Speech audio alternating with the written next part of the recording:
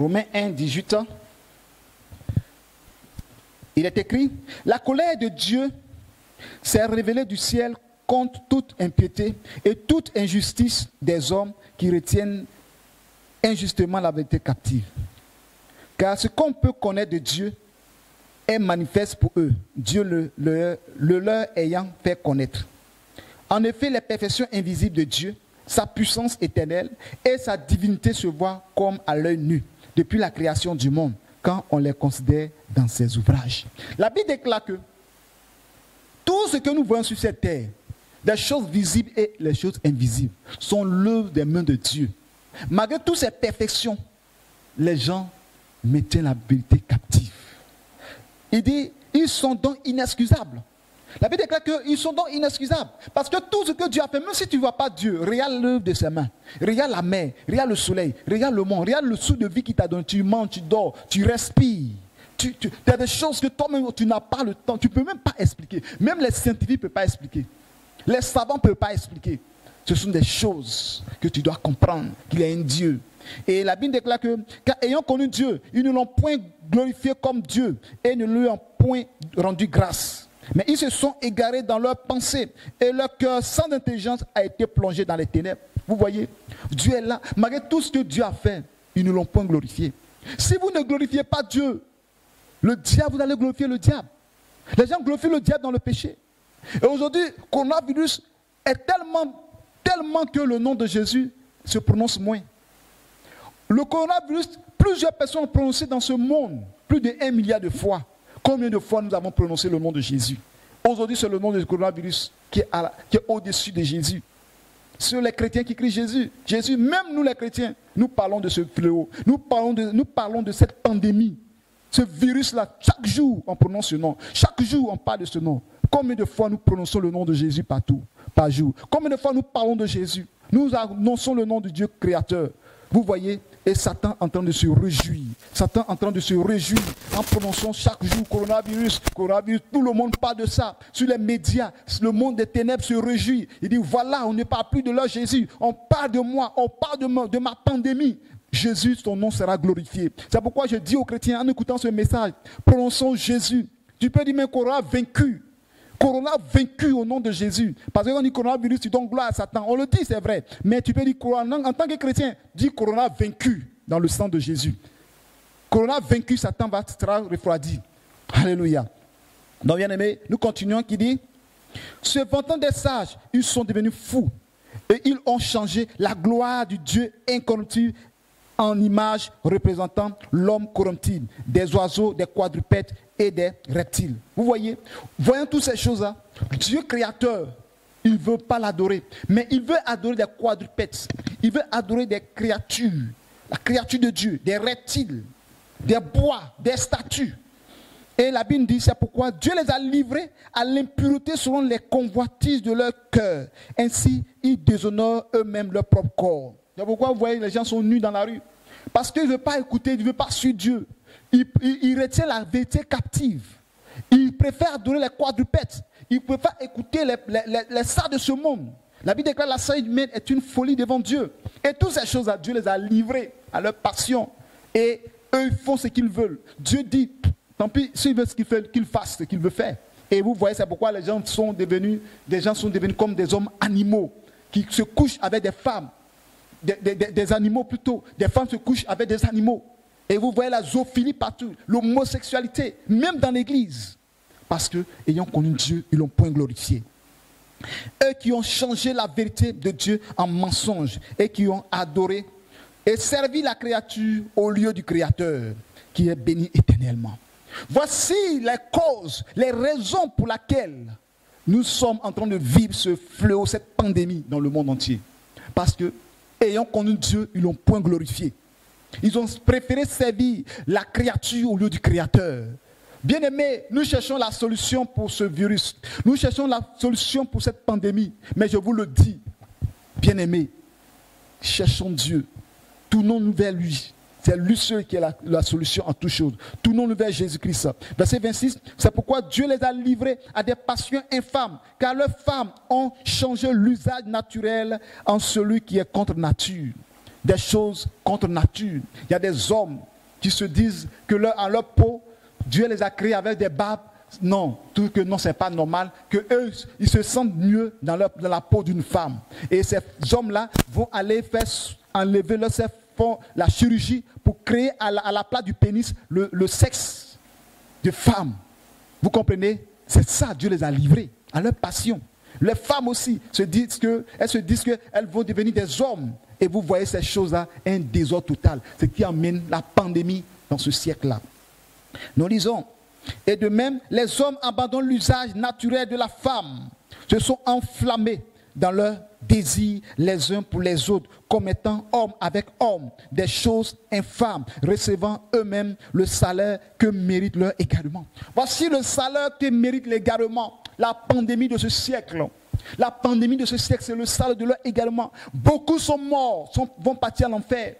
Parce que ces personnes-là, depuis longtemps, l'évangile a été prêché. Ces personnes n'ont pas voulu écouter la parole du Seigneur, n'ont pas voulu accepter Jésus-Christ. Voici le salaire de ces personnes. Parmi ceux qui sont morts, je sais qu'il y a des homosexuels dedans. Je sais qu'il y a des personnes qui pratiquent la zoophilie. Je sais qu'il y a des personnes qui pratiquent le mensonge, l'adultère, le vol. Toutes ces choses, des braqueurs, des personnes qui font des sacrifices humains, des hommes riches, des hommes, des stars. Beaucoup sont morts dans cette pandémie. Pourquoi? Parce qu'ils ont abandonné Dieu. Ils ont préféré adorer la créature au lieu du Créateur. Et ils ont changé l'usage naturel à des choses contre nature. C'est-à-dire homme avec homme, l'homosexualité, la pédophilie, le lesbianisme. Et tout cela, c'est le salaire de leur égarement. Voilà pourquoi Satan a demandé permission à Dieu pour dire, laisse-moi frapper ce peuple-là. Laisse-moi parce qu'ils sont dans le péché. Et c'est mon droit de les frapper. Et Dieu lui dit, fais ce que tu veux.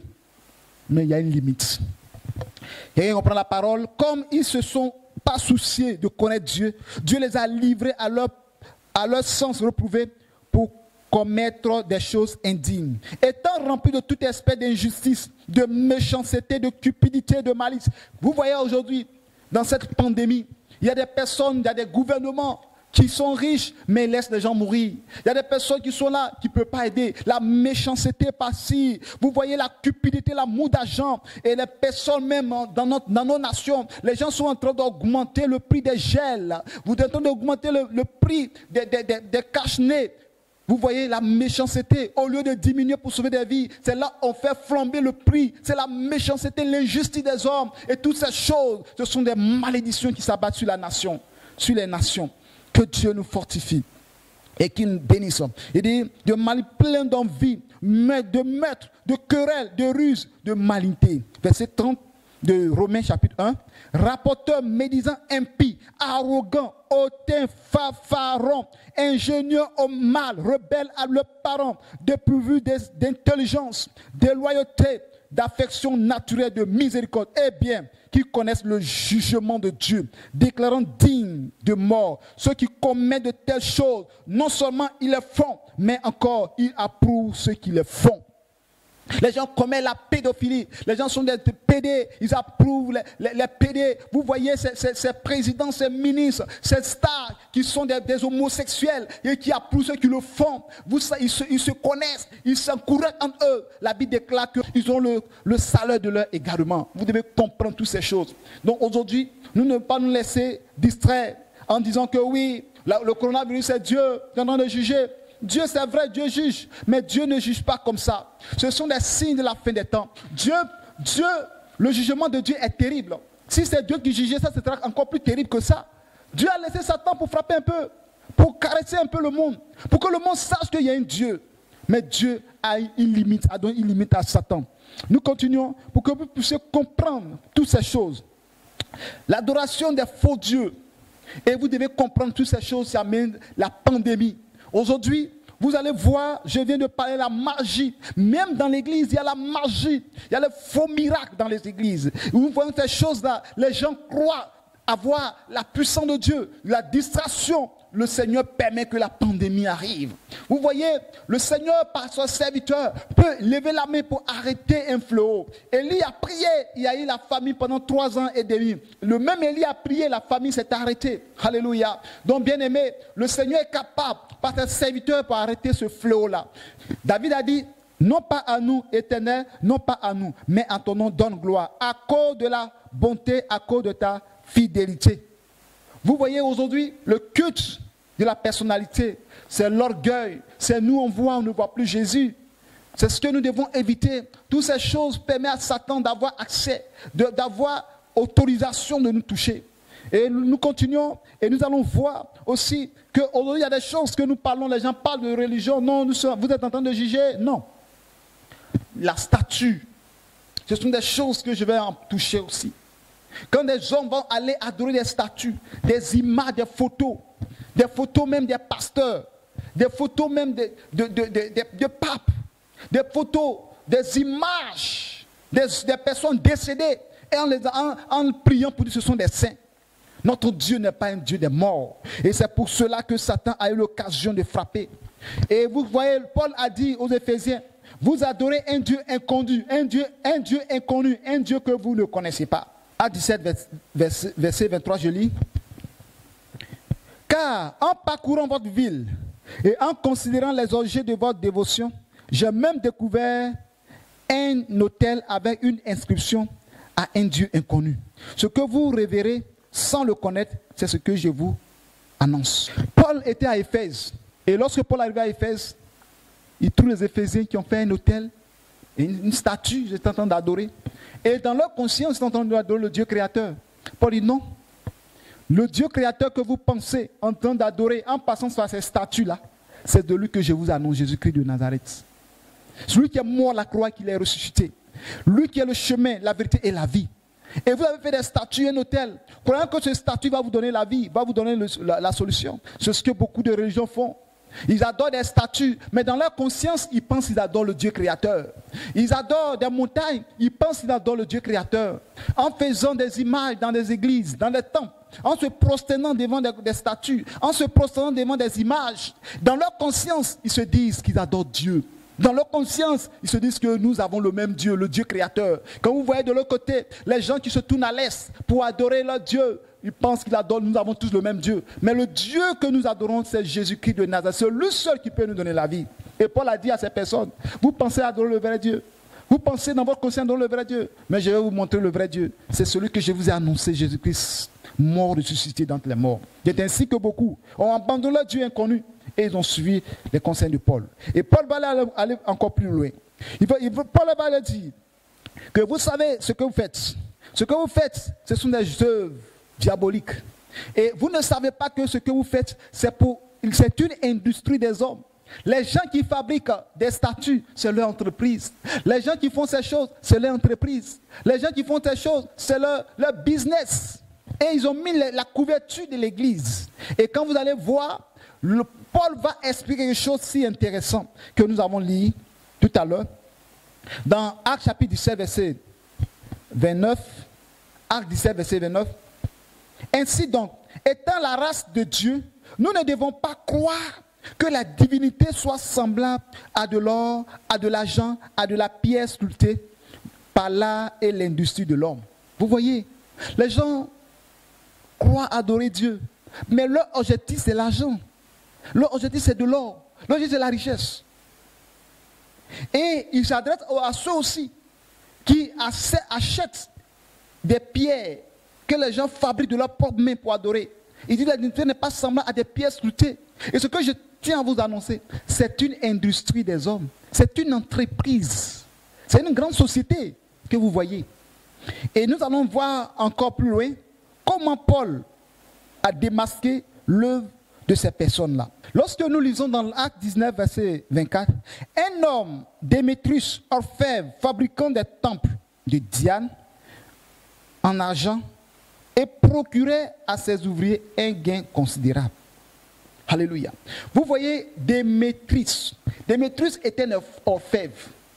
Lui, sa société, c'est de fabriquer des objets en bronze, en or, des statues, pour déposer dans le temple de Diane, la grande. C'est une déesse que les Éphésiens adoraient. Et en même temps, il est religieux, mais en même temps, il travaille, il a une entreprise au sein de cette religion. Et nous voyons aujourd'hui qu'il y a des religions, en même temps une entreprise. Parce que dans ces religions-là, les gens utilisent le matériel pour vendre, ils utilisent le matériel pour s'enrichir. en vendant de ce qui est de statut, en vendant de ce qui est de l'eau, en vendant de ce qui est autre chose que je ne peux pas tout citer. Mais bien aimé, toutes ces choses-là, c'est adorer la Diane, la grande. C'est toujours le même esprit, la même déesse qui se trouve dans ces religions. Parce que dans ces religions, lorsque vous ne rentrez pas de l'or, on parle de l'argent, ça brille, c'est joli à voir, c'est des images que vous voyez. Et toutes ces choses-là, ça fascine les hommes et ça pousse les gens à se prosterner en voyant comme si Dieu est là, en voyant comme si Jésus est incarné dans une statue, en voyant que la mère de Jésus est incarnée dans une statue et des personnes vont adorer. Mais ils oublient que c'est une entreprise, une industrie des hommes, c'est une grande société. Et cette religion, ces religions que vous voyez, ils récoltent des centaines de mille d'euros par an, d'autres même des centaines de millions d'euros par an. C'est une entreprise. Vous allez penser que ces personnes-là peuvent adorer Dieu en esprit, en vérité, et ne plus utiliser tout ce qui est des accessoires qu'ils utilisent pour vendre. Ils ne vont pas le faire. Donc c'est ainsi, Démétrius a vu que cette situation était menacée. Parce que la Bible déclare qu'il procurait un grand gain. Une grande richesse, il était un milliardaire. Parce que c'est lui qui était le faiseur des statues en bronze dans le temple de la déesse Diane. Et il va faire une réunion pour dire que notre situation est menacée. Parce que ce Paul qui est venu annoncer l'évangile dans notre ville, en train d'amener les gens à se détourner de notre temple. Parce que si se détourne aussi, tout ce que nous allons faire, nous n'en pourrons plus vendre. Et nous allons devenir pauvres. C'est pourquoi vous voyez ces régions-là, ils ne vont jamais accepter que leurs fidèles quittent leur religion pour aller ailleurs. Ils ne vont jamais accepter que ces leaders ne vont jamais accepter qu'ils partent ailleurs. Et ils vont toujours voiler la vérité. Ils vont toujours dire, c'est nous qui sommes la première église, c'est nous qui sommes les premiers venus. Depuis au temps des apôtres, c'est la première église. Et c'est la Dia. Ils vont dire la grande, cette église-là, c'est notre temple, notre religion, c'est la meilleure des religions. Et ils vont commencer à mettre dans la tête des gens. Et les gens sont tarés, les gens sont, puisque eux aussi ils sont possédés, envoûtés. Ils vont tous s'accrocher aux statues, ils vont tous s'accrocher à ces choses-là. Voilà pourquoi la pandémie est là. Voilà pourquoi ce corona vaincu est là, dans notre nation, dans le monde entier, à cause de l'idolâtrie, à cause des hommes qui adorent la créature au lieu du créateur, comme Paul l'a dit, l'a signifié. Et nous continuons et nous lisons dans Acte 19, verset 25. Il les rassembla avec ceux du même métier et dit, ô hommes, vous savez que notre bien-être dépend de cette industrie. Il a dit, il n'a pas dit de cette religion, il n'a pas de cette église. Il dit de cette industrie, notre bien-être. J'espère que quelqu'un me comprend. Et il va rassembler qui? Les gens de même métier. C'est ce qu'on appelle l'œcuménisme. Les gens qui ont la même vision, les gens qui savent qu'ils adorent Dieu au travers des statues, ils adorent Dieu au travers des monuments, ils adorent Dieu au travers de tout ce qui est des instruments pour flatter le monde. Ils adorent Dieu à cause de leur vente, comme Paul l'a dit, ils servent Dieu à cause de leur vente. Les gens qui adorent Dieu pour leur bien-être, il dit, ah, notre situation est menacée. Et il va les rassembler. C'est ça l'œcuménisme. L'œcuménisme va réaliser, vous allez voir que les musulmans, les catholiques, les évangéliques vont se mettre ensemble pour un même but, une même cause. Pourquoi? C'est pour l'arrivée de l'Antichrist. Parce qu'ils veulent se mettre ensemble, être forts, pour pouvoir détruire la vérité, pour aller combattre la vérité. Paul était seul, mais Paul avait Jésus de Nazareth. Et ils vont aller contre Paul, parce que c'est l'œcuménisme.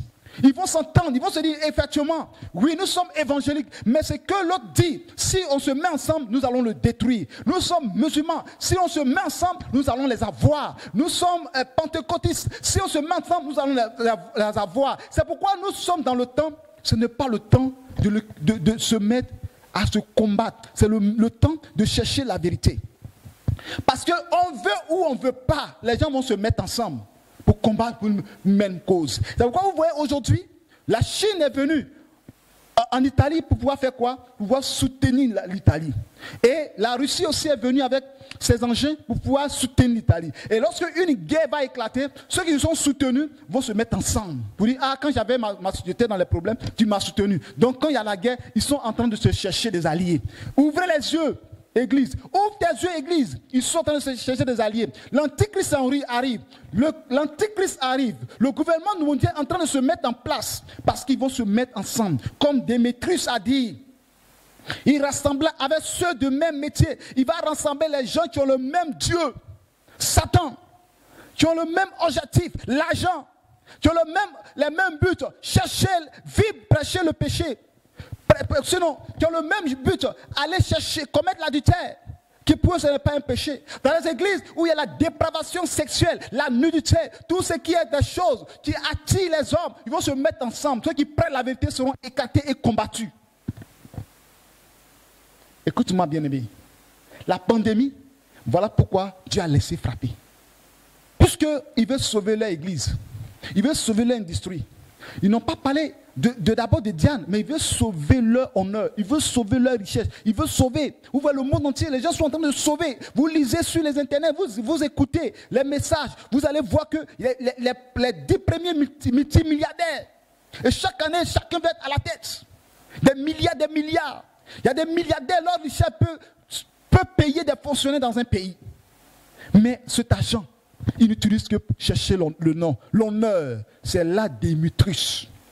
Et Démétrius va dire, et vous voyez, et entendez que, non seulement à Éphèse, mais dans presque toute l'Asie, ce Paul a persuadé et détourné une foule de gens en disant que les dieux faits de main d'homme ne sont pas des dieux. Oh, bien-aimés, on n'a qu'à vous prêcher comment. La Bible n'a qu'à expliquer comment que les dieux qui sont faits avec les mains d'hommes ne sont pas des dieux. Paul a dit ça. Bon, Démétrius savait que leur Dieu n'est pas le vrai Dieu. Et mais ils savent ça. Ceux qui vous vendent des statues savent. Ceux qui vous vendent ces choses-là savent. Ceux qui vous vendent ces produits-là savent. Ceux qui vendent ces huiles-là savent qu'ils ne sont pas dans le vrai Dieu. Mais à cause de leur industrie doit demeurer, l'industrie doit rester. C'est pour cela qu'ils le font. Donc ils vont s'entendre, ils vont se décider, ils vont prendre des décisions ensemble. Et non pas en Asie seulement, en effet seulement, mais un peu partout en Asie, où nos produits s'en vont jusqu'en Asie. C'est pourquoi même depuis l'Europe, l'Afrique est combattue. Depuis l'Europe, les églises africaines sont combattues. Les églises sont dans la ville sont combattues. C'est à cause de cela que lorsque quelque chose arrive, il veut que la pandémie atteigne aussi l'Afrique. Parce que l'Afrique aussi se met dans la prière. Il veut que l'Afrique soit corrompue pour que leurs marchandises puissent rentrer. Bien aimé, je pense que tu me comprends. Et ils vont se mettre ensemble. L'œcuménisme, la fin des temps. Et où lisons, le danger qui en résulte, ce n'est pas seulement que notre industrie ne tombe en discrédit, c'est encore que le temple de la grande déesse Dia ne soit tenu pour rien. Et même dans la majesté, et même que la majesté de celle qui est révérée dans toute l'Asie et dans le monde entier ne soit réduite à néant. Pourquoi les gens combattent? Pourquoi Démétrius a rassemblé ces personnes de même métier? Ces pasteurs, ces leaders, ces prêtres, ces monseigneurs, ces abbés, ces papes, ces diacres, ces personnes dans le monde entier, ces orthodoxes. Pourquoi ils ont mis ensemble? Parce que leur religion va disparaître. Si les gens commencent à comprendre que ces dieux sont des dieux morts, ces dieux sont des dieux en bronze, ces dieux en statue de pierre, ces dieux sont en statue d'argent, l'industrie va tomber. En plus, leur religion va disparaître. Les gens combattent pour deux raisons. La raison qu'ils combattent, ils combattent pour le diable, pour que le nom de Satan soit toujours à la tête. Ils combattent contre Dieu. Si cette déesse diable existe, c'est toujours conflit entre Dieu et les hommes. Donc il faudrait que Paul prêche pour que ça quitte. Mais les gens ne sont pas prêts pour accepter cela. Encore, il ne veut pas que l'industrie tombe. Vous voyez, je n'ai pas cité le nom, mais vous savez de qui je parle, de quoi je parle, des religions dont je parle. Ces paroles les ayant remplies de colère, il se mit à crier, grande est la Diane des Éphésiens. C'est pourquoi les gens proclament leur religion.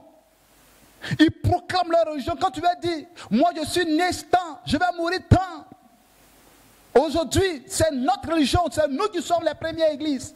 C'est nous qui sommes là. Et ils sont remplis de colère. Lorsque tu prends la vérité, ils sont remplis de colère. Parce que leur intérêt est en train de partir. Leur industrie est en train de s'effondrer. Leur Dieu est en train de disparaître. De son colère, bien-aimé. C'est à cause de toutes ces choses-là, à cause de leur colère contre Dieu, contre les hommes, que la pandémie est venue. Pour frapper. Bien-aimé, Dieu gardera ses enfants entre les creux de ses mains. Il les protégera. Je pense que quelqu'un comprend la parole. Donc, la Bible déclare dans Apocalypse chapitre 18, verset 4. Et j'ai entendu du ciel une autre voix qui disait, sortez du milieu d'elle, mon peuple, afin que vous ne participiez point à ses péchés et que vous n'ayez point de part à ses fléaux. Verset 5. Car ses péchés se sont accumulés jusqu'au ciel et Dieu s'est souvenu de ses iniquités. Car ses péchés se sont accumulés jusqu'au ciel et Dieu s'est souvenu de ses iniquités. Alléluia. Dieu dit de sortir. Bien-aimé, tu m'entends? Toi qui écoutes ce message, sors du milieu de cette assemblée-là, de ces faux dieux. Sors du milieu. Il dit sortez du milieu d'elle, mon peuple. Sortez du milieu de cette église, sortez du milieu de cette religion. Car le péché s'est accumulé jusqu'au ciel. Leurs actions sont accumulées jusqu'au ciel. Leur injustice, leur méchanceté, leur crime. Leur iniquité est montée jusqu'au ciel. Et Dieu s'en est souvenu. C'est pourquoi Satan est parti demander, Dieu dit, fais ce que tu veux. Parce qu'ils m'ont abandonné. Ils préfèrent te suivre. Ok, je te livre en tes mains. Et Satan a frappé le monde entier. Le péché est en train de détruire. Parce que leurs actions sont des actions abominables. Ces églises font des sacrifices humains. Ces religions font des sacrifices humains. Il y a un mélange, il y a un brassage. Il y aura le gouvernement mondial. Le gouvernement mondial aura besoin d'une seule religion. Le gouvernement mondial aura besoin d'une seule armée. Le gouvernement mondial aura besoin d'une seule monnaie. Le gouvernement mondial aura besoin de tout ce qui est un rassemblement. De tout ce qui est un seul hôpital. En créant comme l'OMS. Et tout le monde va rester dans le même domaine. Un seul président. Donc cela arrive. Démétrius met les choses en place. Démétrius sait que la situation est grave. Il faut que les choses se mettent ensemble. Il faut qu'ils soient unis pour être forts. Tu m'entends? Les jours sont proches. Jésus est à la porte. Chacun de nous doit se poser la question. Dans ce fléau, la trompette peut sonner. Si ce fléau continue, je vous assure, bien aimé, c'est comme les signes que Jésus nous a apportés. S'il y a trop de morts et que vous voyez que ce flot continue, Dieu ne va pas permettre que Satan élimine la terre entière. La trompette va sonner dans ce temps-là. C'est pourquoi Dieu, lorsque le monde entier était dans un moment très dans le péché, très accentué au temps de Noé, il a envoyé le déluge. Dans ce moment, le chrétien doit savoir que la trompette est prête à sonner. Chacun de nous doit se repentir, se préparer pour le retour de Jésus. Bien-aimé, sors du milieu de cette assemblée. Sors du milieu de... Sortez! Ne croyez pas que là-bas, il y a la vie, il y a la mort. Ne croyez pas que là-bas, il y a le salut, il y a la perdition. Ne croyez pas que là-bas, il y a la vie éternelle, il y a l'enfer. Sortez du milieu. Ce sont des Démétrius. C'est leur entreprise. Tu es dans une religion où on ne te prêche pas la vérité et que vous voyez, ce sont des gourous. C'est une entreprise où on ne t'emmène pas à accepter vraiment le Seigneur, à mener une vie de sanctification, à mener une vie de restauration, une vie de méditation, de prière, d'évangélisation, une vie de te préparer pour le ciel. Tu es en train de rester dans une entreprise. Ce n'est pas une église, c'est une industrie des hommes où chacun défend son industrie, chacun défend son ministère, chacun défend son église. Défends ton temple. Comprenez ce message. Voilà pourquoi Corona vaincu est venu dans ce monde. Moi je dis Corona vaincu. C'est un Corona vaincu.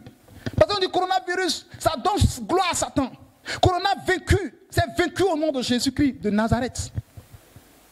Bien-aimés, les temps sont mauvais. Que chacun comprenne que ce message est pour l'humanité. Nous continuons pour dire que le coronavirus, c'est l'un des signes de la fin des temps.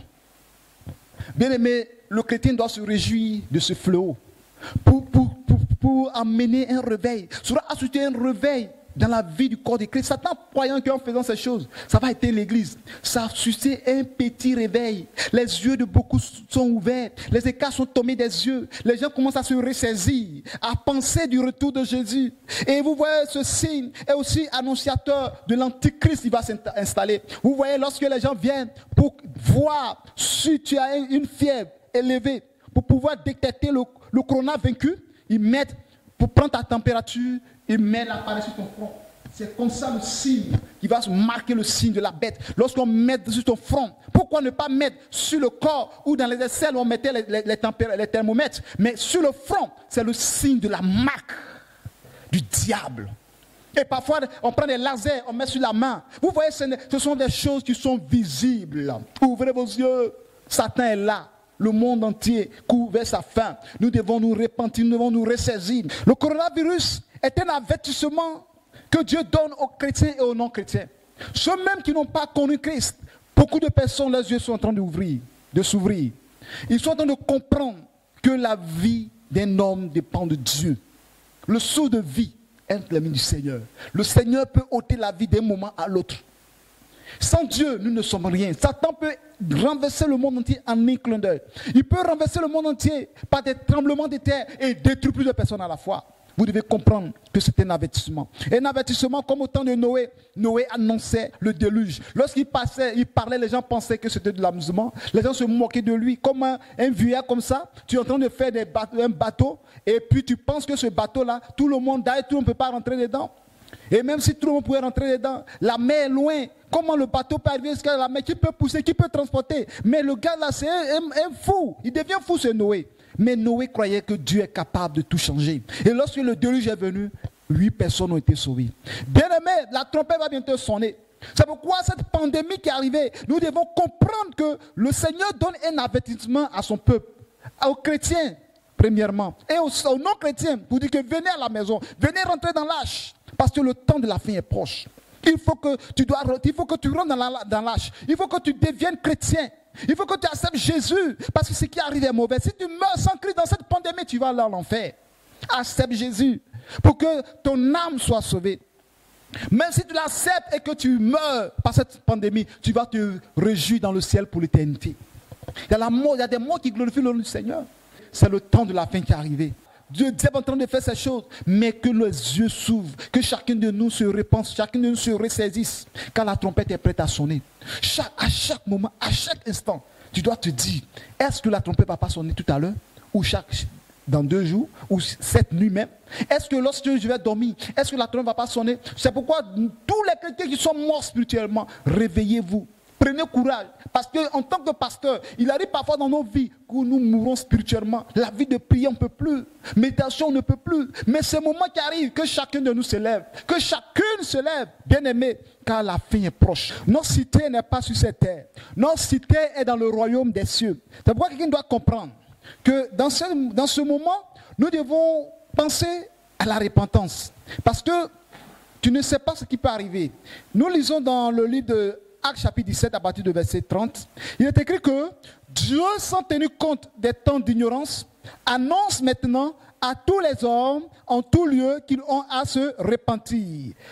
Verset 31, parce qu'il a fixé un jour où il jugera le monde selon la justice par l'homme qu'il a désigné, ce dont il a donné à tous une preuve certaine en le ressuscitant des morts.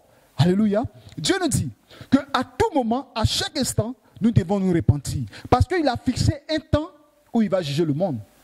Dieu, sans tenir compte des temps d'ignorance, annonce maintenant à tous les hommes, en tout lieu, qu'ils ont à se repentir. Il y a certaines personnes qui disent qu'on n'a pas besoin de se repentir. Bien aimé, à chaque instant, il faut te repentir. Quand tu vas te coucher, repens-toi, demande pardon à Dieu pour la journée. Est-ce que tu n'as pas péché? Est-ce que tu n'as pas dit des choses? Ou par ces choses, le diable peut t'emmener à la mort et mourir pendant l'enfer. Tu te réveilles le matin, tu te repens. À chaque fois que tu veux prier, demande pardon à Dieu. La repentance est nécessaire. La repentance est importante. Parce que nous devons nous repentir en tout lieu, à chaque instant. Parce que Dieu a fixé un jour où il va juger le monde. C'est pourquoi beaucoup de personnes, dans leur assurance, meurent, se retrouvent en enfer. Sans se repentir, sans demander pardon à Dieu. Ce n'est pas parce que je suis pasteur que je vais mourir, je vais partir au ciel. Ce n'est pas parce que je suis prophète, je suis serviteur de Dieu. Je suis un chrétien fidèle qui vient à l'église tous les jours que je vais partir au ciel. C'est pourquoi à chaque instant, nous devons passer par la repentance. La repentance, demander pardon à Dieu. La Bible déclare que sans la sanctification, nul ne verra le Père. Nul ne verra Dieu. Donc, à chaque fois, nous devons nous repentir. Chaque matin, chaque occasion, repens-toi. Demande le Seigneur de te pardonner de tes péchés. De réclamer le sang de Jésus te purifier. Mais cela ne veut pas dire, comme je vais me repentir, donc je dois pécher et je dois me repentir. Non, c'est pas ce que Dieu demande. Là, ça devient un péché volontaire. Dans le livre de Hébreux 10, à partir du verset 26, dit que ce péché est un péché volontaire. Et quand c'est comme ça, il n'y a plus de sacrifice pour les péchés. Donc, tu dois demander pardon à Dieu pour tes péchés. Et Dieu dit qu'il a fixé un jour va juger le monde. Ce jour-là, c'est un jour qui peut arriver à l'improviste. Bien-aimé, cette pandémie dans le monde entier doit mener ceux qui n'ont pas accepté Jésus d'accepter Jésus. Ceux qui l'ont accepté, qui suivent Dieu aussi, de se repentir à chaque moment. Peut-être dans ça, la pandémie peut t'emporter. Et si ça t'emporte et que tu es mort dans le Seigneur, ta mort glorifiera le nom du Seigneur. C'est ce que je vais dire à quelqu'un. Mais une chose, c'est vrai que la pandémie est là. Nous ne devons pas nous mettre non du pardon, si je vais mourir, demain le Seigneur, je vais le ciel. Non, nous devons aussi nous lever pour combattre cette pandémie. Nous devons nous armer des armes spirituelles. Parce que Paul a dit, les armes avec lesquelles nous combattons ne sont pas charnelles, mais elles sont spirituelles par la vertu de Dieu pour renverser des forteresses. Selon 2 Corinthiens chapitre 10, donc 2 Corinthiens, selon 2 Corinthiens chapitre 10, verset 4. Donc nous avons des armes spirituelles pour combattre, pour éradiquer, pour chasser le démon, ce dieu de coronavirus. Nous devons chasser sur le monde entier. Aller dans le monde des ténèbres, aller dans l'abîme, c'est possible avec la prière. Nous lisons dans le livre de Colossiens chapitre 2 verset 14. Il a effacé là dont les ordonnances nous condamnaient et qui subsistaient contre nous. Il a éliminé en le clouant à la croix. Il a dépouillé les dominations et les autorités et les a livrés publiquement en spectacle en triomphant d'elle par la croix. C'est pourquoi je vous dis coronavirus à la croix. Le thème coronavirus à la croix, le Seigneur les a crucifiés, les a livrés en spectacle, il les a cloués à la croix. Quand Jésus était à la croix, il y avait toutes les maladies dans le monde entier en lui. Il y avait tous les péchés en lui. Et Christ a crucifié et il a porté le péché, il a porté nos fardeaux à la croix, nos péchés, nos iniquités. La Bible déclare que le châtiment qui donne la paix est tombé sur lui. Dans Ésaïe 53, vous allez comprendre cela. Et que par ses meurtrissures, nous sommes guéris. Lorsque nous lisons ces passages, nous comprenons bien que Jésus-Christ a crucifié le coronavirus à la croix, a crucifié cette pandémie à la croix, et nous avons la victoire, il les a livrés publiquement en spectacle. Lorsque nous prions, nous savons que Jésus-Christ a le pouvoir de vaincre cette pandémie. Nous avons l'autorité de les vaincre. La Bible déclare qu'il a effacé l'acte dont les ordonnances nous condamnaient, le péché qui nous condamnait, les abominations qui nous condamnaient, les dépravations qui nous condamnaient. Le Seigneur les a effacées à la croix. Et il a éliminé toutes ces choses par son sang. Donc lorsque nous avons Jésus, par le sang de Jésus-Christ, nos péchés sont effacés.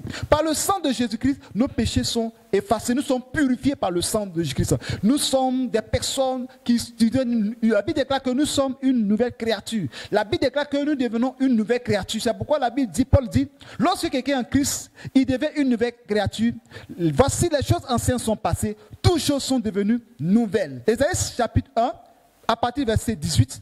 Si vos péchés sont comme le cramoisi, ils deviendront blancs comme la neige. Alléluia. Donc, bien aimé, je crois que Jésus est capable de changer tout ce dans ta vie.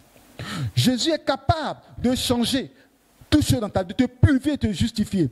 Écoute-moi, bien aimé.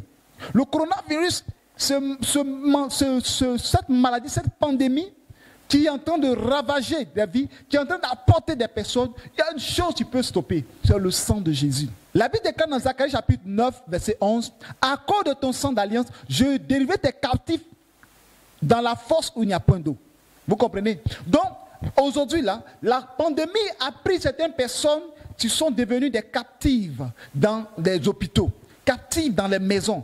Nous sommes devenus des captives par le confinement. Aujourd'hui, nous devons être libres par le sang de Jésus. Le sang de Jésus est capable de nous faire sortir de cette pandémie. Et lorsque nous lisons la Bible, au temps de Moïse, lorsque l'ange de la mort devait frapper tous les premiers-nés égyptiens, les enfants d'Israël étaient dans la maison et sur les portes et les linteaux des portes, il y avait le sang de l'agneau. Et l'ange de la mort passait et ne rentrait pas. Partout où il y avait les enfants d'Israël, où il y avait les Hébreux, il y avait le sang de l'agneau. Le sacrifice a été fait.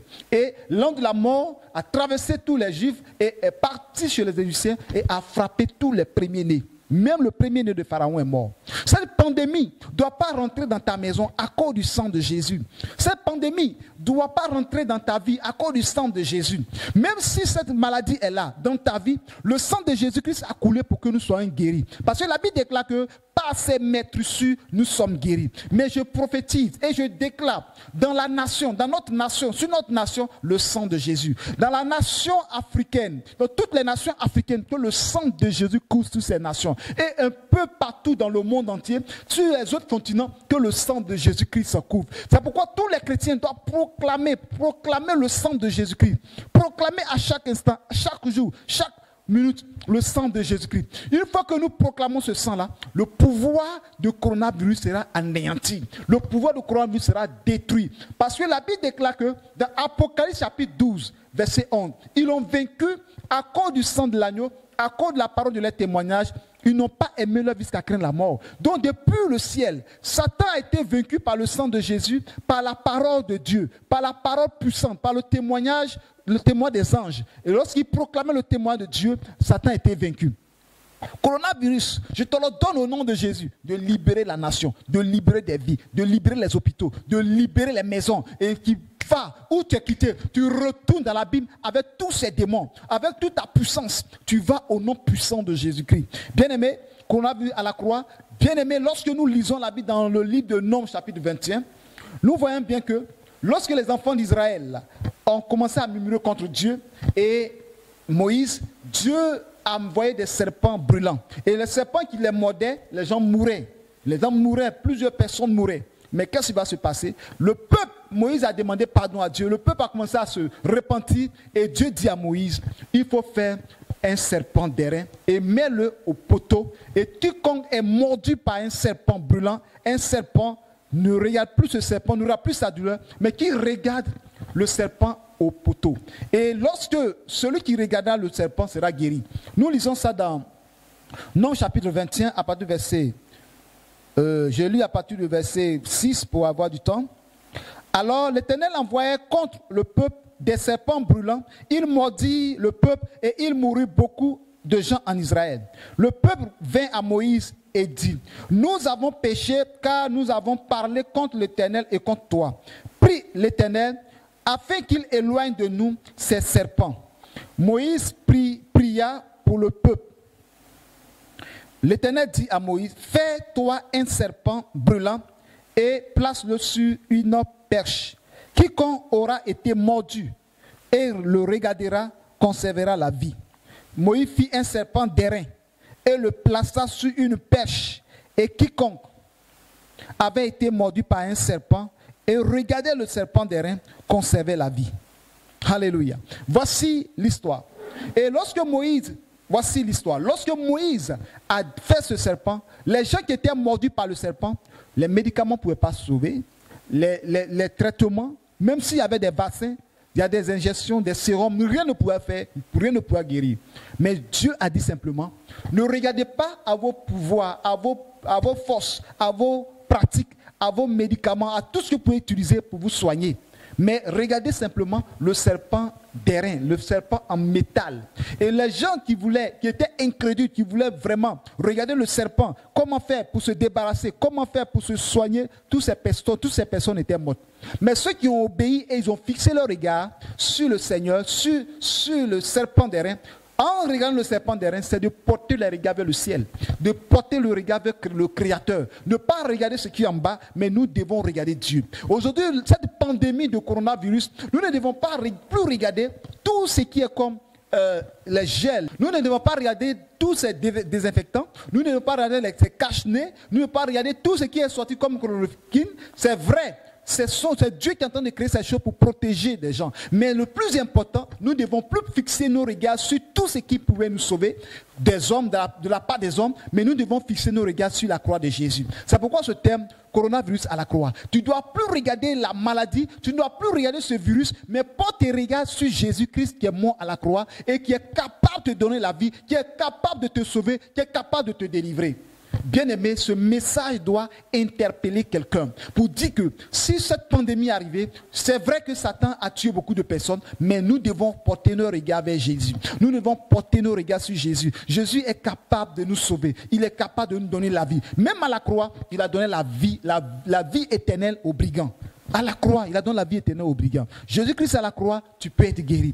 Lorsque tu fixes tes regards, tu es guéri. Lorsque tu fixes tes regards vers Dieu, vers Jésus-Christ, tu es guéri. Quand il dit coronavirus à la croix, notre chrétien n'est plus à la croix. Mais je vais dire à quelqu'un que de la même manière que Jésus est crucifié à la croix, c'est la même manière qu'il est mort avec le coronavirus. Il est mort avec cette maladie. Le coronavirus est mort dans le sang de Jésus. Et Jésus est ressuscité avec la vie. Bien-aimé, tu as la vie au nom de Jésus-Christ. Que le sang précieux de Jésus-Christ vous couvre et que sa faveur soit sur vous. Pour terminer, je voudrais dire à quelqu'un que Jésus est à la porte. Il est à la porte, il doit revenir bientôt. Nous devons nous préparer. Nous devons nous préparer pour son retour. Pour ceux qui ne savent pas comment accepter Jésus, parce que c'est une occasion pour toi aujourd'hui de l'accepter comme ton Seigneur Sauveur personnel. C'est pourquoi je vais dire à quelqu'un, si tu ne le sais pas, tu vas répéter ces paroles avec moi. Et même après cette prière, va dans ta chambre, va dans un endroit où tu es et parle au Seigneur et il t'entend. Tu vas dire, Seigneur Jésus, tu vas répéter avec moi, Seigneur Jésus, merci pour ta parole. Je viens de t'entendre. Je sais que j'ai péché. Je sais que j'ai fait des choses qui n'ont pas glorifié ton nom. Les choses abominables. Des choses qui ont fait qu'aujourd'hui, je suis atteint. Ou c'est une soeur qui dit, je suis atteinte par ce virus. Pardonne mes péchés. Lave-moi par ton sang précieux. Et même si je ne suis pas atteint de ce fléau, de cette pandémie, j'ai péché contre toi. Je te demande pardon. Aujourd'hui même, je me donne à toi. Je t'accepte comme mon Seigneur et mon Sauveur pour toujours. Pardonne-moi et lave-moi par ton sang précieux. Oh Seigneur Jésus, entre les creux de ta main, je te remets ma vie. Veille sur ma vie. Garde-moi. Que ma vie soit cachée dans ton sang. Que ma maison soit cachée dans ton sang. À partir d'aujourd'hui, je t'accepte comme Seigneur. Je suis ton fils et tu es mon Père. Oh Dieu créateur. Ne m'abandonne pas. Ne me délaisse point. J'abandonne tout ce qui est péché. Ne m'abandonne pas. Aujourd'hui même, je suis à toi. J'abandonne tout ce qui est péché pour te suivre. Je renonce au péché. Je renonce aux œuvres des ténèbres. Je renonce à la magie. Je renonce au péché sexuel. Je renonce à tout ce qui est idolâtrie. Je t'accepte en esprit et en vérité. Je te loue. Je te prie en esprit et en vérité. À partir d'aujourd'hui, je t'accepte et je ne retourne plus dans ce monde. Conduis-moi sur le chemin de la vie éternelle. Merci Seigneur, au nom de Jésus, que j'ai prié. Amen. Après avoir entendu cette prière, tu peux faire même aussi encore à la maison. Tu dois prier, parle au Seigneur. Ce n'est qu'une manière. Tu l'as fait, tu as dit, tu es sauvé aujourd'hui même, que tu viens de faire cette prière. Tu es venu à la famille chrétienne. Tu es venu à la famille de Dieu. Tu es citoyen du royaume. À partir d'aujourd'hui. C'est pourquoi demande au Saint-Esprit de te conduire dans une église où tu vas réellement écouter la parole, réellement être formé, grandir dans l'enseignement. Tu dois te procurer d'une Bible. Demander au Saint-Esprit de te trouver un homme de Dieu qui va te suivre du lieu où tu es. Et tu peux, s'il n'y a pas accès, tu peux nous suivre aussi sur les réseaux sociaux, sur notre site internet qui est www.actress.com qui est affiché, et aussi sur notre page YouTube que tu vois, Nation TV. que tu vois, et ou encore taper le nom prophète d'Oliveira Paul Moïse sur YouTube, et tu vas comprendre beaucoup de choses, beaucoup d'enseignements. Et cet enseignement même tu peux trouver sur YouTube. C'est pourquoi j'aimerais prier pour tous ceux qui sont atteints ou ceux qui ne sont pas atteints. Je vais prier pour des nations et que la grâce de Dieu soit sur des vies. Et je crois que si tu es malade, que tu m'entends, quelle que soit la maladie, que ce soit coronavirus, quelle que soit la maladie, crois que tu vas recevoir la guérison. Seigneur, je prie dans le sang de Jésus-Christ pour des personnes qui sont en train de nous suivre. Je prie dans le sang de Jésus-Christ. Ces personnes qui sont atteintes de cette pandémie, de cette maladie. Je prie au nom de Jésus-Christ que la Bible déclare que c'est par tes maîtrises que nous sommes guéris. Et dans les écrits aussi, dans les écrits sacrés, il est écrit, il envoie sa parole et les guérit. Cette parole que j'envoie, cette parole est pleine de guérison, est pleine de délivrance. Tu reçois la guérison maintenant. Quelle que soit la maladie, quel que soit l'avancement du coronavirus, j'arrête cette respiration.